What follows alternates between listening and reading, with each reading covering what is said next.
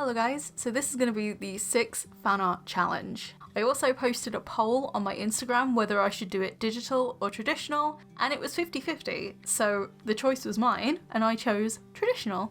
I also chose traditional because it's been a while since I've sketched in my sketchbook, and my sketchbook is looking lonely. This was done in my Moleskine sketchbook, which I first brought back in like 2017, I believe, and I've just been using on and off periodically. However, I've been using it more often during this quarantine period. The supplies that I'll be using are from the Heykala box, so if you would like me to do a video on the Heykala art box that goes more in depth into the materials, you can tell me down below in the comments whether you want that video. A lot has been going on in the world lately, so I just wanted to bring attention to it, that Black Lives Matter, and down below in the description there will be a link to where you can educate yourself, sign petitions, or donate to this movement. I try my best to keep my content very lighthearted, but this is a movement that is way too important to just brush off. Human rights, no matter who you are not a debate.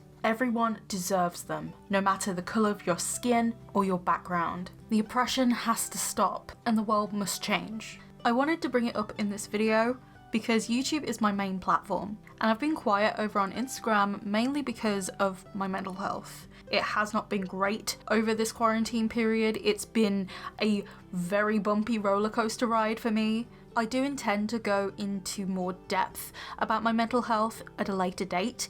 However, right here, right now, the Black Lives Matter movement is way more important. And even though my Instagram has been pretty quiet, I went through all my Instagram pages and changed the website link to the same link that will be down below in the description, because it's important to spread the message and be educated about this subject. Now let's get into the 6 fan art challenge. It's been a while since this challenge actually started up. I think this challenge started at the beginning of quarantine, maybe even earlier than that, and yet I didn't get around to it until now. So for these 6 characters, I came up with 3 separate categories, so 2 characters per category. This first page has Cat Noir and Draco Malfoy. Cat Noir from Miraculous Ladybug and Draco Malfoy from Harry Potter.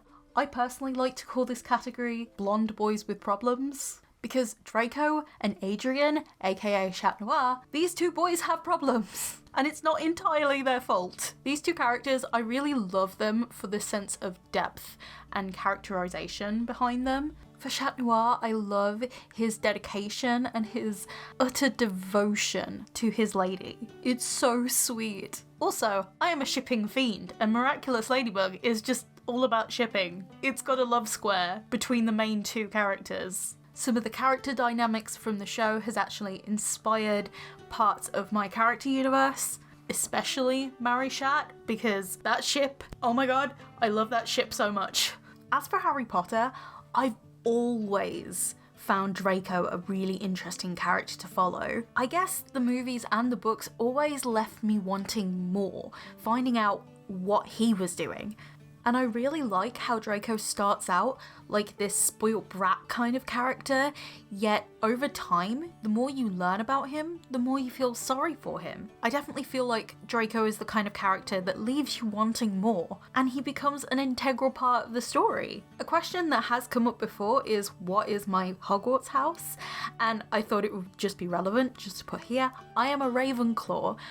And if you like Harry Potter, what is your Hogwarts house? I love talking to you guys down below in the comments section, so let's have a conversation. I'm also driving myself a little bit cuckoo here in lockdown, and I could really do with the human interaction. And I'm well aware of J.K. Rowling's recent comments, and I don't support them. I think sometimes you have to separate the work from the artist, or in this case, author, especially when the work takes on a life of its own, like Harry Potter has. Oh, and here is a part of the illustration where Zoe didn't plan the background. Yeah, there was a lot of that. Specifically on this page, I just painted the background green without any context. I just thought both characters are blonde and have green accents in their designs, so why not have green in the background? It makes sense for Draco because he's a Slytherin and that's the house colour, and it makes sense for Cat Noir because that's kind of the black and green vibe of his superhero form. I also just got carried away mixing these inks. It was just so much fun. It kind of feels like you're potion making because the inks come in little dropper bottles and you can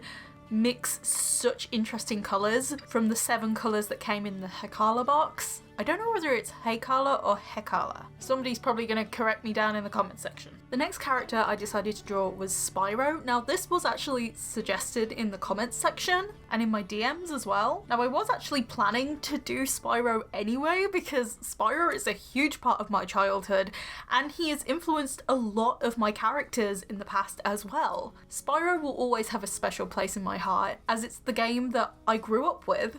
Also, drawing Spyro just feels like I'm going back to my roots because how I started with the style that I have now actually started from drawing Spyro a lot back in 2010. Yes, there were other factors and other influences around, but Spyro was one of the main ones. And being such a big part of my childhood, Spyro 2 Gateway to Glimmer was always my favourite game growing up. I don't know whether you can tell, but in the footage I am having so much fun just layering the ink. I'm using the ink a little bit like watercolours. Obviously, the difference with ink and watercolours is that once a layer is down, it will not budge. So it is less forgiving if you make a mistake or slip, and I had very shaky hands on the days that I was doing these pieces, so I slipped many times. And I don't know what it was about the piece I did for Spyro, but for some reason it was the hardest piece out of all 6 of them. I think it's because it's been a while since I've actually drawn a dragon or just Spyro in general, but I did really try to make these look good and some definitely turned out better than others. Something that I will say, the white ink that came in the Hekala box, I love it. It is like whiteout. It is amazing. You can also use it alongside the inks just to make the colours more opaque. I didn't do it much here, but I did experiment with that white ink in the background to make the sunset or the sunrise. I don't know what it was supposed to be, either one or the other, but I wanted a more hazy effect and I feel like I captured that, but it made the highlights just pop.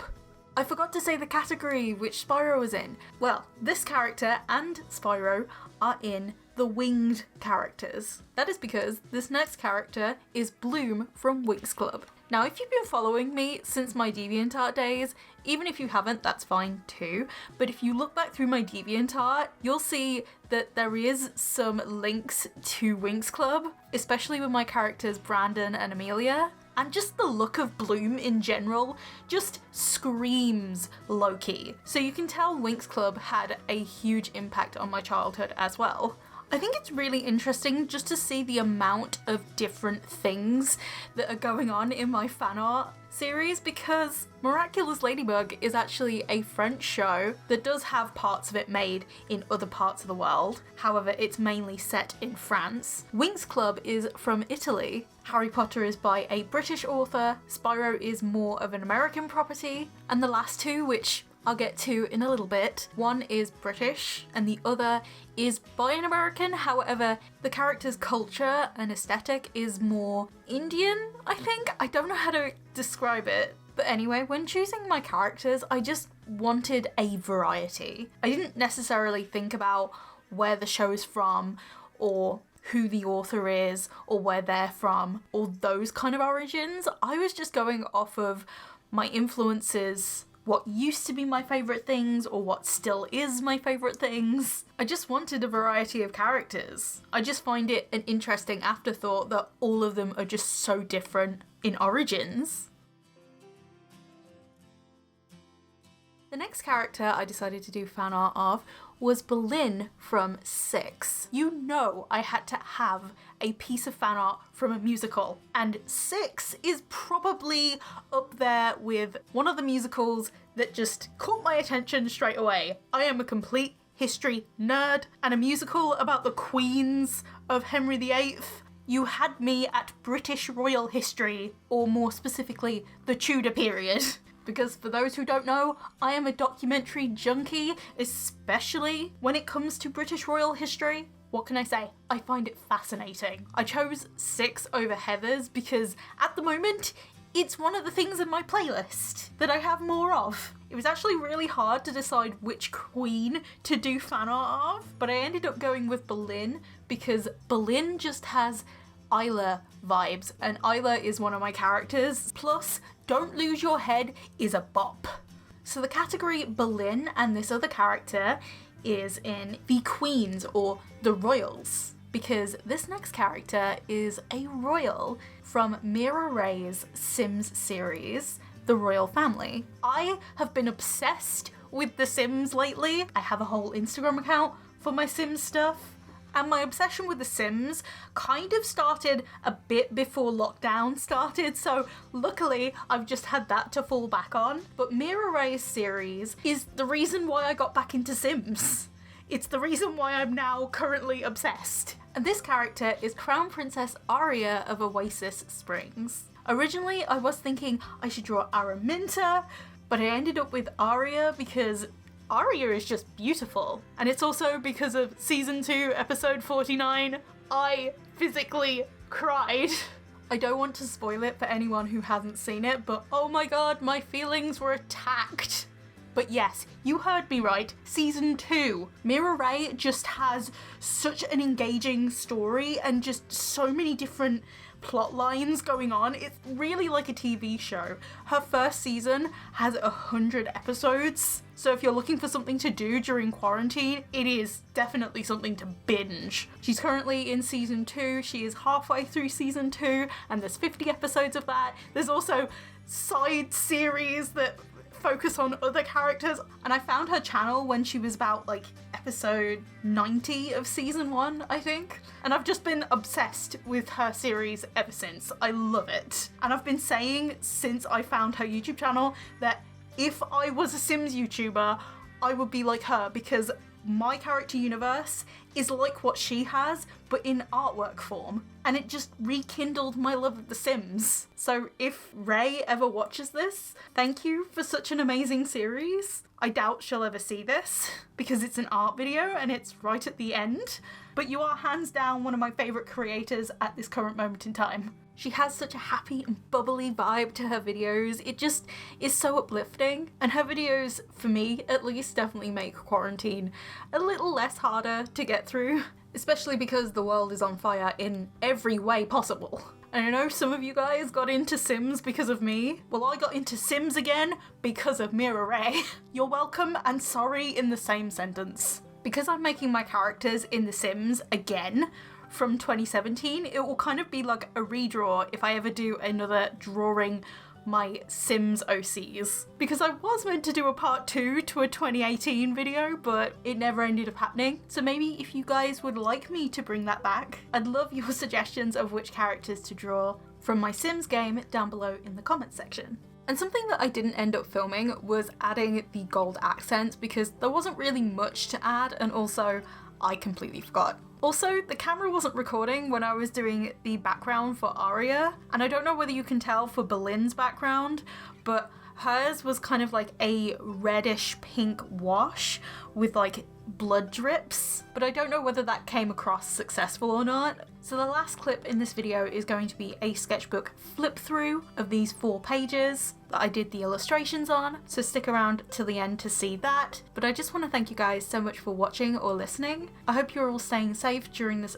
very uncertain time. If you like this video and want to see more, you can subscribe and click the notification bell for notifications for every time I upload. I would highly recommend doing that because I have proved time and time again that I'm consistently inconsistent. And if you made it to the end of the video, I would love to know, what are you doing to help keep yourself sane during this lockdown period? With that being said, I hope you guys enjoyed this video and enjoy the sketchbook flip through at the end.